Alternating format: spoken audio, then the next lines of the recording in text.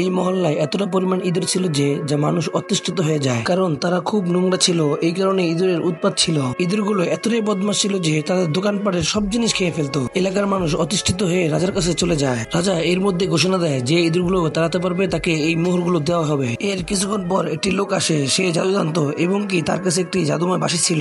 যখন এই লোকটি বাঁশি বাজানো শুরু করলো, ইঁদুরগুলি সব তার পিছনে পিছনে দৌড়াতে থাকে, কারণ তাদেরকে জাদুময় বাঁশির সুর দিয়ে মহল্লা থেকে বের করে নেয়। তারাও নাচতে নাচতে তার পিছু পিছু ছুটতে থাকে এবং কি দৌড়তে থাকে। তাদেরকে কিছু দূর নেওয়ার পর একটি পনির দেখায়। তারা তো পনির দেখে খুব লোভী হয়ে দৌড়তে থাকে।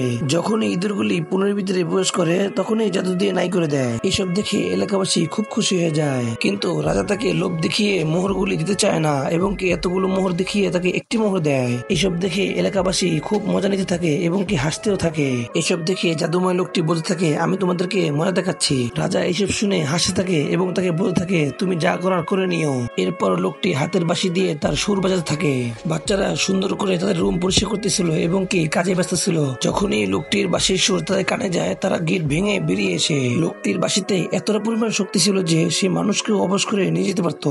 এর জন্য বাচ্চাগুলোকে তার পিছু পিছু নিয়ে যায়। বাচ্চাগুলো যখন মহল্লা থেকে বের হয়ে যায়, রাজা এসব দেখে অবাক হয়ে তাকিয়ে থাকে। লোকটি তার জাদু দিয়ে পাহাড় চিরে একটি সুন্দর দৃশ্যের দিকে নিয়ে যায়। বাচ্চাগুলোর দিকে খুব খুশি হয়ে যায় এবং কি তারা ওখানে খেলতে থাকে। এই ছেলেটি খুব দুর্বল ছিল এবং কি হাঁটতে পারতো না। যখন দেখলো এত সুন্দর দৃশ্য, সে লাঠি ফেলিয়ে দৌড়াতে থাকে।